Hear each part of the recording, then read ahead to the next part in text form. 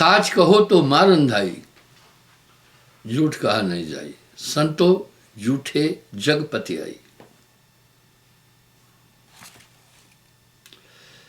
ब्रह्मा जी के दो पुत्र हुए, एक सुर द्वितीय असुर। आखिरी राक्षस आए कहां से? शास्त्रों को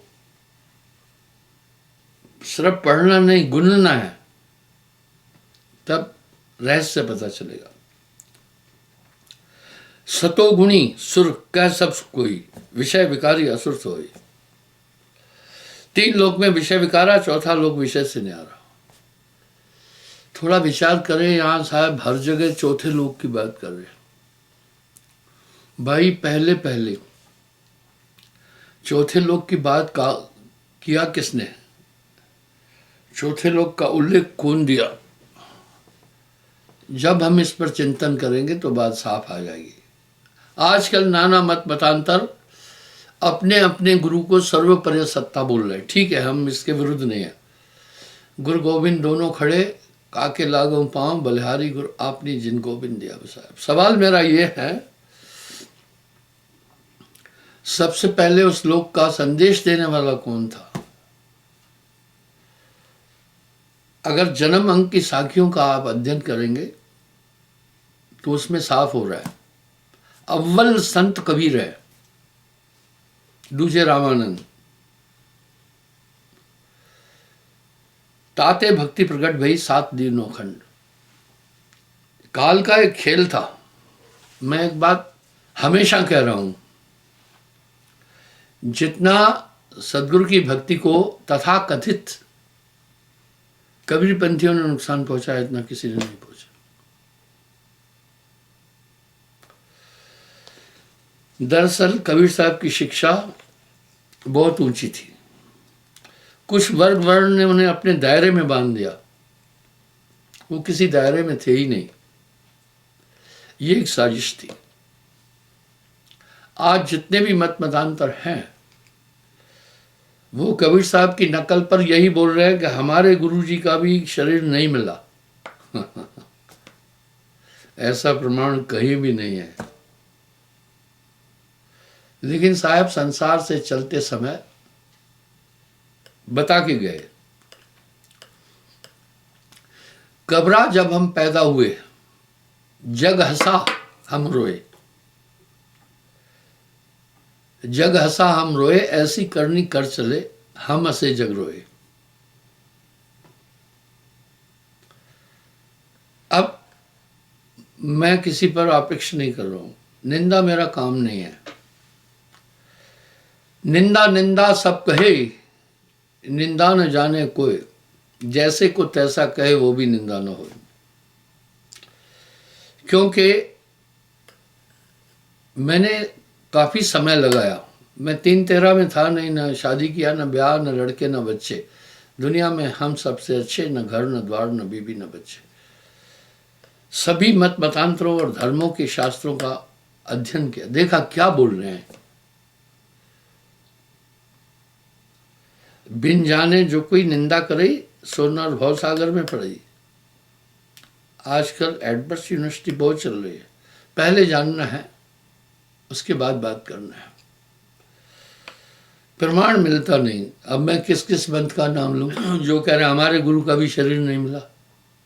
ये झूठ नहीं है। झूठे का मांडन धरती और आकाशा। खैर छोड़िए, मैं इस पे नहीं उलझ रहा हूं।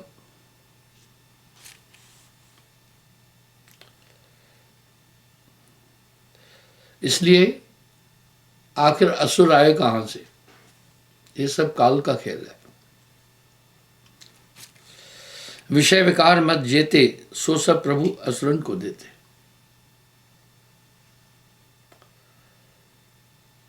जितने भी विषय विकार मद आदि है, नशे हैं, ये सब असुरों को दिए हैं।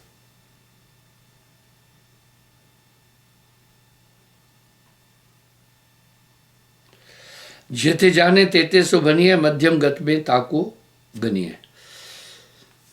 आपके शरीर में कर्मों का प्रभाव कैसे मनुष्य के पड़ता है वो ध्यान से सुने।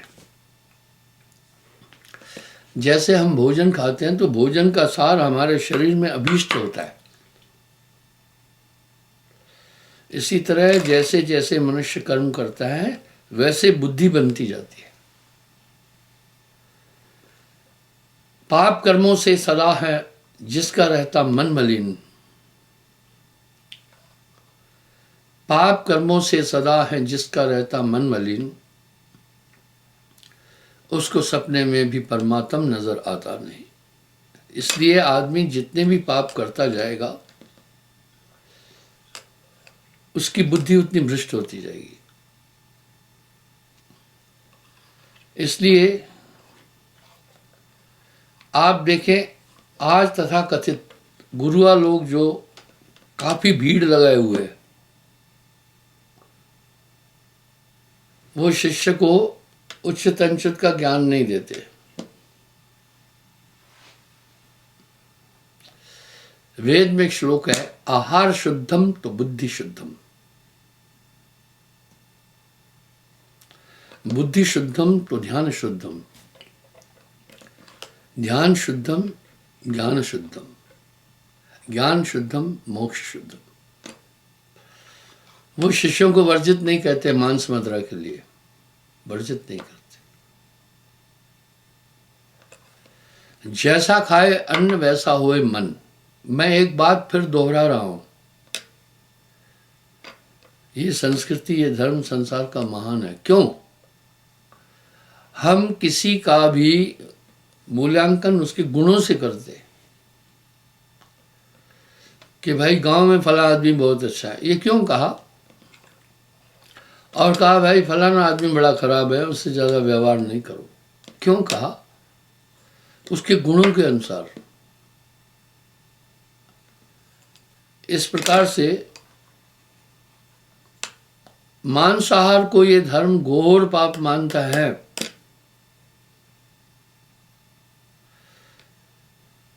इस धर्म का की एक मान्यता है, इस संस्कृति की, ईश्वर है। ये ईश्वर के अस्तित्व को स्वीकार करता है। दो सिद्धांत है, सत्य और अहिंसा। अहिंसा सत्य क्या है और अहिंसा क्या है? हमें सत्य और अहिंसा के सभी अंगों को ठीक से समझना होगा।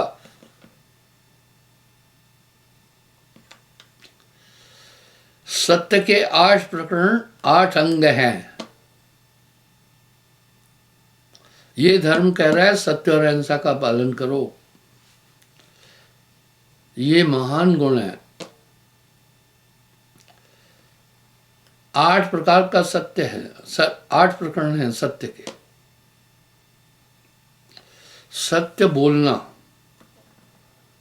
सत्य बोलना, भाई बोलना सत्य है। सत्य ही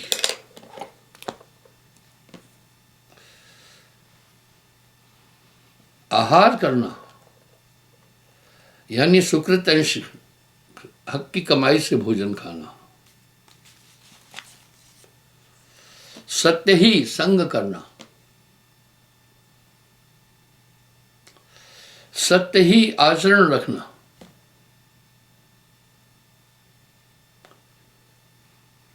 सत्य ही सुनना, सत्य ही गुनना बोलना, और सत्य ही आहार खाना, सुकृत अंश का आहार खाना। ये सत्य के 8 प्रकरण हैं। अहिंसा के भी 8 अंग हैं। ये क्यों जरूरी है? सत्य ही कर्म करना है, ये क्यों जरूरी है? पाप कर्मों से सदा है जिसका रहता मन मलिन, उसको सपने में भी परमात्मा नजर आता नहीं। आप देखिए जल है, शुद्ध जल में बड़े गुण हैं। यही जल अशुद्ध हो गया। अशुद्ध क्यों हुआ? इसमें गंदगी मिल गई, कुंठित चीजें मिल गई, वो हानिकारक है। इसलिए अहिंसा के भी 8 अंग है। पहला, किसी भी जीव को मन वचन कर्म से दुख नहीं देना,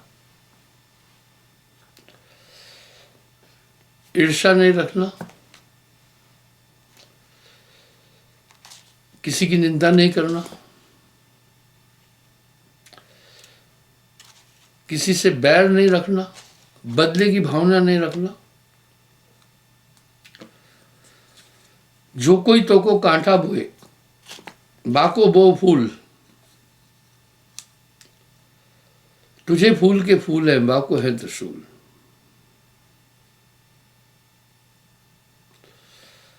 और किसी से घृणा नहीं करना, राग नहीं रखना, बुरा नहीं चाहना। आप सोचें, जिसका अंतःकरण ऐसे कर्मों में लिप्त है वो हृदय शुद्ध हो जाएगा। जब अंतःकरण शुद्ध होगा तभी आप अपने अंदर की एक्टिविटी देख सकते हैं। कमरे में अंधकार है अगर, तो आपको रखी हुई वस्तुओं का बोध नहीं होगा। और इस जीवन का धर्म का एक लक्ष्य है, मोक्ष की प्राप्ति। इसको अगर महानतम धर्म कहा है तो इन गुणों पर चलना। सिर्फ किसी धर्म में जन्म लेने से मनुष्य कभी धर्मिष्ठ नहीं होता है। धर्म के नियमों का अनुकरण करे। साहब की वाणी बड़ी सरल, सहज। पाप कर्मों से सदा है जिसका रहता मन मलिन, उसको सपने में भी परमात्मा नजर आता नहीं। अब आपको मैं बताता हूं मूल रूप से पाप कर्म के 7 अंग है। प्रथम झूठ, ये 7 रास्ते हैं पाप के, इसीलिए 7 कुंभी नरक भी है। पहला, झूठ। साच बराबर तप नहीं, झूठ बराबर पाप, जाके हृदय साच है, बाके हृदय आप। पहला झूठ। दूसरा, हिंसा।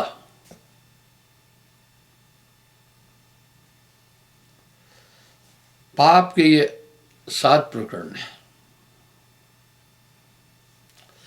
हिंसा 3 तरह से होती है, मन वचन कर्म से। वाणी तो अनमोल है, पर जो कोई जाने बोल। ये तराजू तोल कर तब तू बाहर खोल। कटु शब्द किसी को नहीं कहना। मुझे बड़ी हैरानगी होती है।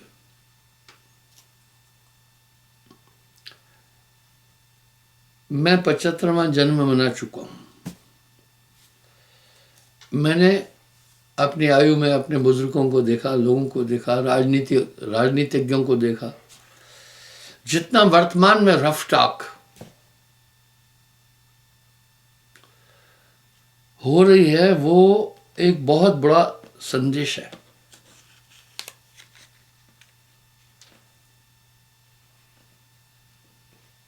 आप ऐसी वाणी बोलकर अपने को ही तो जाहिर कर रहे हैं ना। किसी राजनीति में मैं नहीं हूं। ये हाल एक आध का नहीं है, सबका हो गया है। और यहां की हवा विदेशों में भी पहुंच गई है।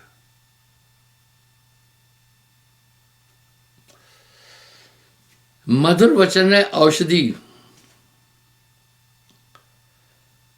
कटु वचन है तीर। स्वर्ण द्वार होए संचरे, साले सकल शरीर। आप देखें, प्राचीन जो राजनेता लोग थे बड़े शिष्ट थे। वो ऐसी अशुद्ध और हिंसक वाणी का प्रयोग नहीं कर रहे थे। आप चैनलों पर देखोगे बोर हो जाओगे। मुझे तो समय नहीं, इतना भ्रमण करता रहता हूँ, पर जब बोलता हूँ तो देखता हूँ क्या वाक युद्ध है।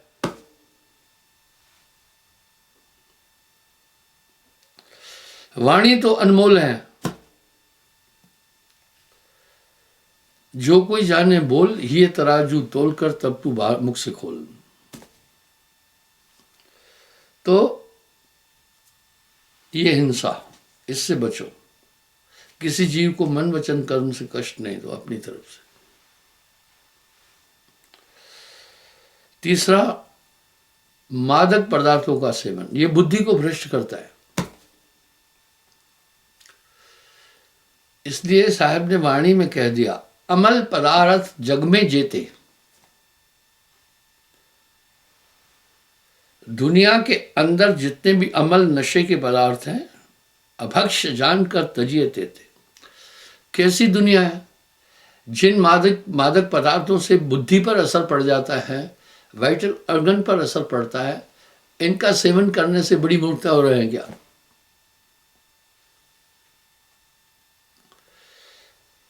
मैं आपको एक वृत्तांत बताता हूं। ये रूस की बाल कथाओं में आता है। एक किसान था, बहुत शील और गंभीर था। एक शैतान उसको उत्तेजित करना चाहा,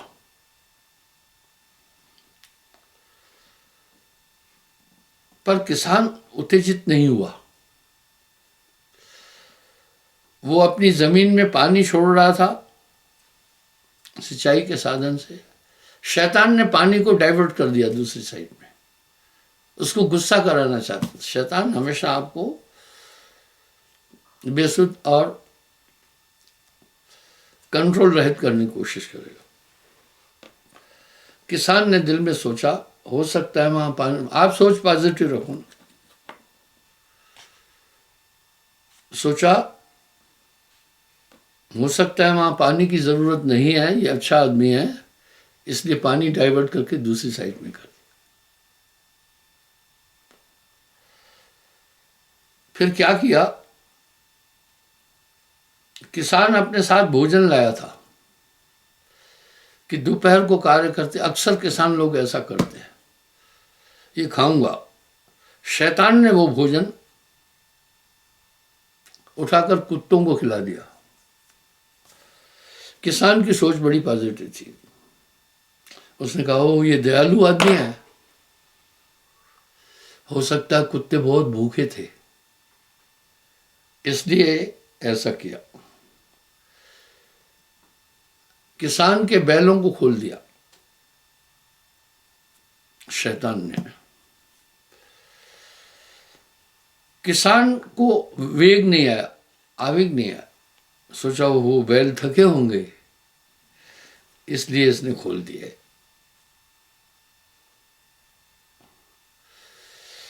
कई यत्न करने के बाद शैतान किसान को उत्तेजित नहीं कर सका। जब वो शैतान लोक में वापस गया तो शैतान राजा ने कहा, तुम्हें अभी यहां प्रवेश की आज्ञा नहीं है। हम शैतान लोग हैं, शैतानों का काम आदमी को उत्तेजित करना और विचलित करना है। जब तक तुम उस किसान को विचलित और आवेग में नहीं लाओगे, यहां नहीं आना। शैतान चल पड़ा। शैतान किसान के यहां नौकर के रूप में आकर बसा। कई ऐसे से टेढ़े आड़े काम किए, लेकिन किसान गुस्सा नहीं होता था। आखिर में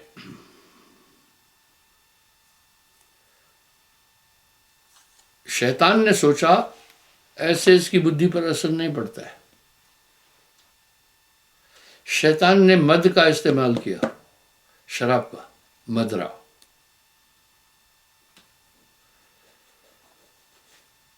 जब मदरा का इस्तेमाल किया, सेवन मदिरा को जन्म दिया।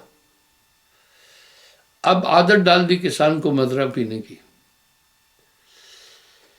तो किसी आयोजन में किसान गया था, वहां मदिरा पी हुई थी, झगड़ा करने लगा, सबसे मारपीट करने लगा, गालियां बकने लगा। शैतान ने सोचा कि मेरा काम अब हो चुका है, मुझे इस किसान को उत्तेजित करना था। जब वो शैतान लोक में पहुंचा, शैतान के राजा को बोला, मैं किसान को उत्तेजित करके आया हूं। बोला शाबाश। बोला पहले ये बताओ तुमने उस शैतान को कैसे उत्तेजित किया? बोला मैंने मदिरा का सृजन किया। बोला वो क्या किया? बोला मैंने उस नशे के कारण बुद्धि पर असर पड़ता है, मैंने इसमें पहला लोमड़ी का रक्त मिलाया, दूसरा कुत्ते का, तीसरा सूअर का, तीसरा शेर का,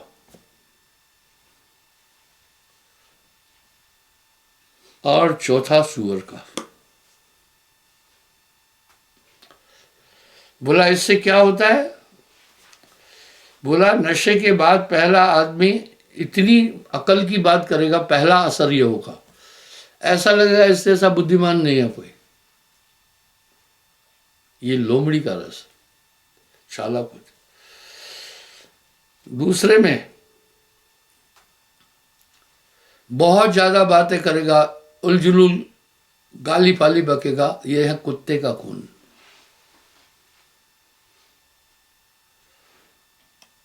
तीसरा, इसमें मैंने शेर का रस मिलाया, रक्त मिलाया। दहाड़ेगा आ जाओ कोई भी, हालांकि पैर नहीं संभल रहे हैं, खुद नहीं संभल रहे हैं, लेकिन कहेगा आ जाओ, ये शेर का रस है।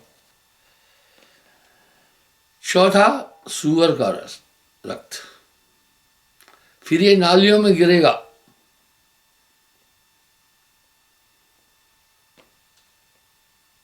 ये नालियों में गिरेगा। मैंने खुद देखा, लद्दाख की बात है, एक ने बहुत शराब पिया, कोई आयोजन था, तो वहां पेशाबदानियां कैसे बनाई होती है, टेम्पररी बैरल को फोड़ करके चद्दर निकालते हैं और उसको एक लकड़ियों से यूं करके आड़ बना देते हैं, जैसे एयरपोर्टों पर होती। तो वहां ठंडक के कारण क्या होता है, कोई मूछ नहीं रखता है, तापमान बहुत डाउन है, नाक से पानी आया तो बर्फ जम जाएगी, फिर आप उसको हटा ही नहीं सकते, इसलिए लोग वहां मूछ भी नहीं रखते, दाढ़ी भी नहीं रखते। इवन जो पेशाब करते हैं, नीचे गिरते ही जम जाता है, बर्फ बन जाता है। तो वहां पेशाबदानी के साथ बहुत बड़ा बर्फ का एक टिया सा बन गया था, लोग पेशाब कर रहे थे। जब ये वहां पेशाब करने गया, गिर गया, पांव स्लिप कर गया, नशा ज्यादा किया था, मुंह सीधा पड़ा उस ढेर पर। अब वो जीभ से चाट रहा था जो पेशाब के ढेर को था, चाट रहा था, आंखन देखी बात बता रहा हूं। मैं उसके पास गया, मैं कहा भैया उठो, ये क्या कर रहे? बोला नहीं ठीक है, मैं आराम से हूं। वाह, ये नशा है, अपना पैसा देकर पागल बनना है। अवगुण कहूं शराब का, ज्ञानवंत सुन ले, मानुष को पशुआ करे, द्रव्य कांठ को दे। तो ये होता है। एक बेचारी बहन जी आई, मुझे कहा गुरुजी बंदा बहुत शराब पीता है और शराब पीकर किसी नाली में गिरा मिलता है, कहीं कीचड़ में पड़ा मिलता है, लोग आकर मुझे कहते हैं, मैं उनको उठाती हूँ। ये बहुत बेकार चीज़ है। तो उसने बोला कि इसमें 4 चीज का खून मिला है, अंश मिला है। अवगुण कहूं शराब का, ज्ञानवंत सुन ले, मानस से पशुआ करे द्रव कांड को दे। अब दूसरा आहार शुद्धम पर बात है, जो जिसका मांस खाएगा उसकी मृत्यु आएगी। इसलिए ये धर्म अहिंसावादी हैं। ये छुआछूत तो बाद में उठी। मैं एक बात हमेशा बोलता हूं, मैं राजनीति में नहीं हूं, मुझे किसी का वोट लेना नहीं है। इस संस्कृति को नुकसान कैसे पहुंचा ज्यादा, मैं आपको बता रहा हूं। इस संस्कृति को ब्रिटिश अंग्रेज उतना नुकसान नहीं पहुंचा सके, फ्रांसीसी नहीं पहुंचा सके, पुर्तगाली नहीं पहुंचा सके, तुर्क नहीं पहुंचा सके।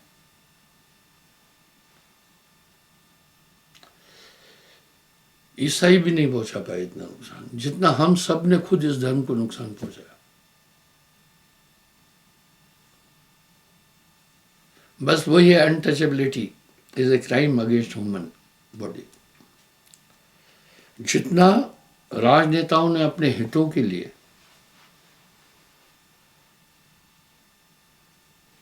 इस देश को नुकसान पहुंचाया, इतना कोई नहीं पहुंचाया। साहब की शिक्षा इसमें बड़ी साकार है, बड़ी दमदार है। एक ही जात सकल संसारी, नानक देव जी भी कह रहे। और साहब कह रहे जात पात होकर नहीं आए, ये झगड़ा जग में फैला है। जात पात का चिन्ह न कोई, एक ही राह से सब जगह आया। सब गर्भ द्वार से निकले, मलमूत्र के द्वार से निकले। इसलिए जन्मते शूद्रम कहा गया है, जन्म लेते ही शूद्र है आदमी, लेकिन कर्म विशेष है। वंशापैन ऋषि से युधिष्ठिर जी ने पूछा था, कौन से कर्म करने से मनुष्य ब्राह्मण होता है? तब उन्होंने उदाहरण दिया है। मैंने ये प्रसंग पहले भी कई बार उठाया। इसलिए कर्म प्रमुख है। अब इससे क्या नुकसान हुआ? जो हमारे हिंदू भाई थे उनको हमने मान सम्मान दिया नहीं, छोटी जात करके। वो तलाश में थे उपासना और आराधना के। कुछ ईसाई बन गए, उन्होंने कहा चलो वहां समानता है। कुछ मुस्लिम बन गए, कुछ अन्य बरादरियों में चले गए, कुछ बुद्धिस्ट बन गए।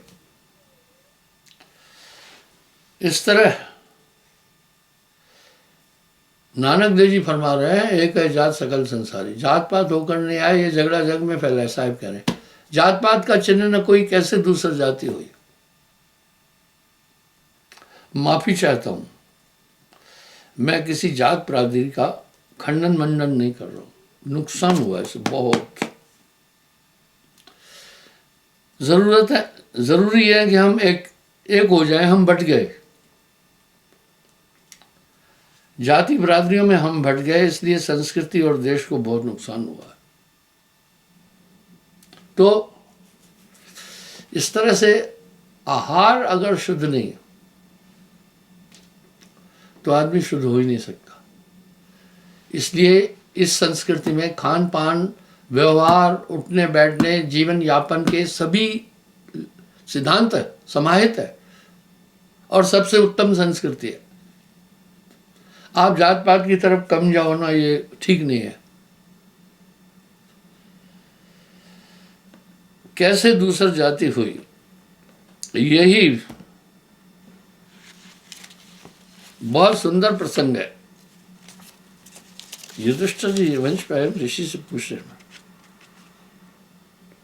वंशपायन ऋषि के पास आ, युधिष्ठिर वचन प्रकाशा। राजा युधिष्ठिर ने ऋषिवर से पूछा कृपा करो कहिए ऋषराया, हे ऋषिराज कृपा करके कहो। कह गुण गही ब्राह्मण कहलाया। किन गुणों को धारण करने से ब्राह्मण कहलाता है? तब ऋषि राय कहे समझाई, ब्राह्मण के ये गुण बतलाई। गहे धर्म और धर्म के गुण को, कभू अधर्म कर्म न उनको, अधर्म कर्म न करे। द्वितीय मांस कभू न खाए, बुरा न मानना। मैं जानता हूं मेरी आलोचना भी होती है। अब मैं नहीं कह रहा हूं, साहब कह रहे हैं कहो तो लिखा दिखाऊंगा। मांसाहारी मानवा प्रत्यक्ष राक्षस जान, इनकी संगत मत करो हे भक्ति में हान। वेद का भी श्लोक है। कामी कुतो लज्जा, कामी को शर्म नहीं होती है।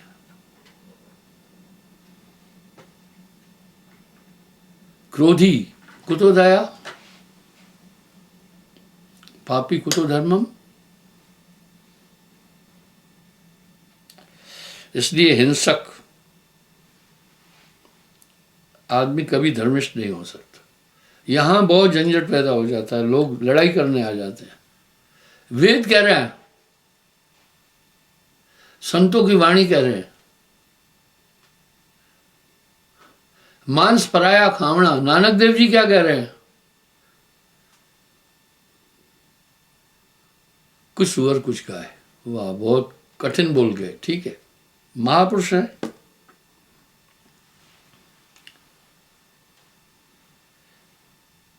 प्रथम वस्तु पड़ी कोई पावे, बिन स्वामी आज्ञा न उठाए। पड़ी हुई वस्तु को भी नहीं उठाना, किसी का सामान नहीं उठाना। अभी भी ये ट्रेडिशन है विदेशों में, मैं देखा। रोडों पर बॉक्स लगे हुए हैं, गिरी हुई चीज को लोग उठा करके वहां रख देते हैं, नहीं ले जाते अपने साथ।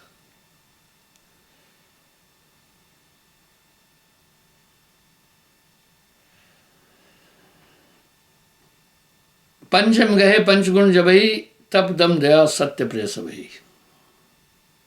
सोई ब्राह्मण यह, सोई ब्राह्मण जब ये गुण गहिए, बिन गुण सदा शूद्र तय कहिए। कह रहे हैं जिसमें ये गुण नहीं उसको शूद्र ही समझना। जो चंडाल में ये गुण होई, निश्चय ब्राह्मण जानो सही। जब मैं ये बात बोलूंगा, संयोग से मेरा जन्म हरिजन कुल में नहीं है, घमंड नहीं है। जब ये मैं बात करूंगा तो मुझे भी लोग कह रहे हैं ये चूड़ा है, कोई बात नहीं। अब क्या बोल रहे हैं ध्यान से सुनिएगा। कहते शूद्र विप्र शोभयु, मात पिता नहीं ब्राह्मण रहे। कह रहे हैं, उदाहरण दे रहे हैं प्राचीन काल का। कितने शूद्र विप्र बन गए, उनके माता पिता भी ब्राह्मण नहीं थे। मल और मूत्र की देही जोई, ताको ब्राह्मण कहे ना कोई। ज्ञानदार जो ब्राह्मण भय वर्णाश्रम ताके नहीं रहे। आगे आगे सुनिए क्या करे। जात वर्ण में जीवर जाना, बिन श्रम साध सुबंधन माना। आगे क्या करे वो आगे सुनिए आप। जात वर्ण सब मिथ्या हुई, झूठ है।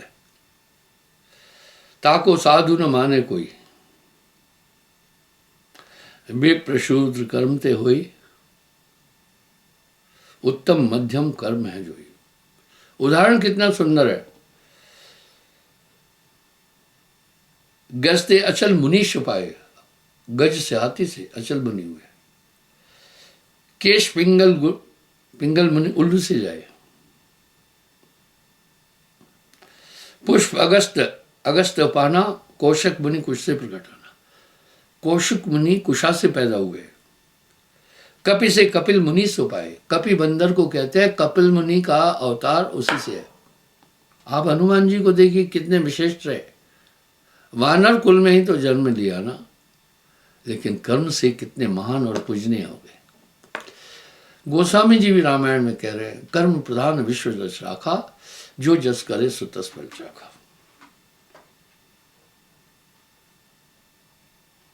लता शाक गौतम ऋषि चाहे, द्रोणा से द्रोणाचार्य बखाना, ऋषि तीतरी तीतर से माना। कैवर्तन से व्यास कहा है, वाह। विश्वामित्र चंडालिन के जाए, विश्वामित्र चंडालिन से उत्पन्न हुए थे और राम जी के गुरु बने थे। दुनिया कहाँ गफलत में घूम रही है, ये राजनेताओं का बहुत खतरनाक खेल है। ये साम नाम दंड भेद सबका प्रयोग होता है। ये विदुर नीति नहीं है, ये चाणक्य नीति है।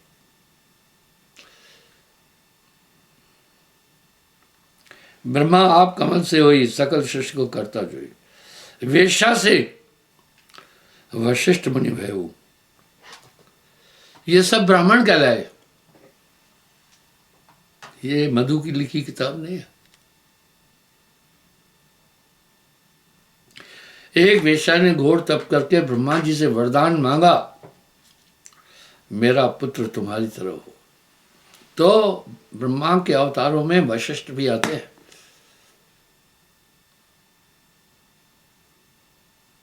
नहीं ब्रह्मणी इनकी माता, ठीक है, बात सुनिए थोड़ा। इनकी मां ब्राह्मणी नहीं थी, तो जगत में ध्वज विख्यात था। ध्वज ब्राह्मण को कहते हैं। उत्तम मध्यम कर्म ही आई, कर्म उग्र शूद्र हो जाए।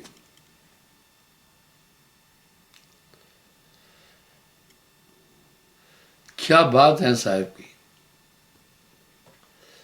घोर अंधकार में जिस तरह चंद्रमा पृथ्वी को प्रकाशित करता है, साहब ने इसी प्रकार जगत को प्रकाशित किया। अगर महात्मा गांधी को आप मथोगे तो कबीर निकल आएगा अंदर से। जितने भी मतांतर भारत में प्रचलित हैं, सबको सब साहब की वाणी लेते हैं, लेकिन शो नहीं कहते, क्योंकि लोगों ने एक साजिश से कबीर साहब को चंडालिन का पुत्र बना दिया, जुलाहिन बना दिया, मुस्लिम बना दिया। और हजारों जगह वो लिख रहे हैं, अविगत से चल रहा है, कोई भेद बन ना पाया। इस प्रकार से इन उत्तम गुणों को धारण करने से वो ब्रह्म समान हो जाता है। जीवते ब्रह्म हो जाए सोई। आप राजा बलि को देखो, देवता लोग भी उनसे कांपते थे। विश्वामित्र को देखिए, एक चंडालिन का पुत्र था और सब कांपते थे। विश्वामित्र ने तो कहा एक और संसार बना दूंगा मैं। सबकी गठरी लाल है, कोई नहीं कंगाल, इस पर निष्पक्ष होकर के चिंतन करना। हम सब एक है, मनुष्य ही नहीं, जीव जंतु भी। आत्मवतम सर्वभूतेषु। मुझसे किसी विद्वान ने पूछा 600 कुछ साल पहले कबीर की वाणी की आज क्या प्रासंगिकता है? मैंने कहा सर्वकालिक। जब तक दुनिया रहेगी उनकी वाणी की प्रासंगिकता रहेगी। क्षमा चाहता हूं, समय काफी हो गया। कल पुनः मैं हाजिर हो जाऊंगा।